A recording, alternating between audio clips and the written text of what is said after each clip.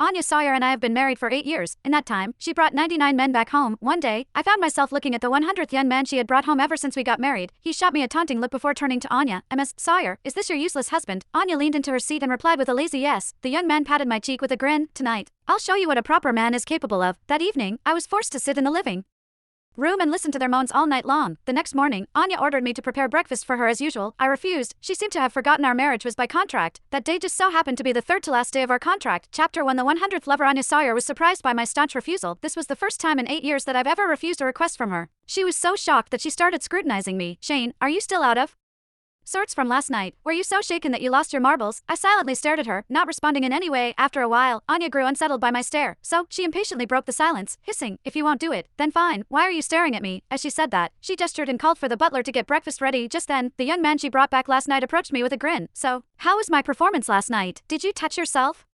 Listening to us, he drawled. He was about to say more, but Anya dragged him away. Stop yapping and get ready for breakfast. The young man raised his eyebrows at me with his eyes gleaming with overwhelming glee and pride. Anya and the young man kept flirting at the dining table as they ate. I did not even raise my head. Instead, I was busy thinking about how I should spend my days in the future. Time passed. Suddenly, someone patted me on the arm. When I looked up, I found Anya standing next to me with a dark look on her face. What is it? I shot her a confused look. She said nothing. Instead, she continued to stare at me with emotions I could not decipher flashing in her eyes. What were you thinking about so deeply? She finally inquired. I blinked at her, somewhat dumbstruck that she would even ask me that. So, I told her the truth. I'm thinking about my future. Anya clicked her tongue upon hearing that. What else can you do besides house chores? I wasn't fazed even though those demeaning words slipped from her lips so naturally. I was already used to it. In the 8 years of our marriage, I'd basically abandoned all personal time in order to take good care of her. My everyday life revolved around her wants and needs. I'd nearly forgotten what I was like when I still had dreams of my own. 8 years ago, I was in desperate need of cash due to my mother's illness. I was at the end of my rope when Anya appeared, saying she would offer me $5 million. However, that money was only up for grabs if I agreed to marry her. I also had to help her manage her family for my mother's sake. I agreed to the deal. Over the last 8 years, I've watched her come home with different men. Once, Anya stared at me with unusually solemn eyes despite being completely sloshed. Shane, we belong to two different worlds. Don't fall for me, she slurred. I always thought Anya was a woman who had no idea what love was supposed to be like. Then, I found out a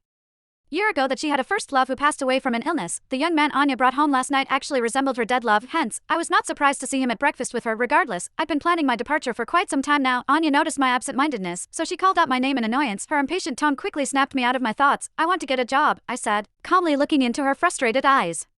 Chapter 2. The crash. Anya let out a sardonic chuckle. With your skills, I suppose you'd do well as a janitor at Sawyer Group. After all, you can't even compare to a fresh graduate like John. I was just about to reply when John Williams, her newest bedmate, walked out of the bedroom. Anya, do I look nice in this? He was wearing the outfit Anya bought for her first love every year. Anya slapped me across the face when I accidentally touched it while cleaning the room. Right now, there wasn't a single hint of anger on her face. Instead, she was solemnly examining John from head to toe with a satisfied look.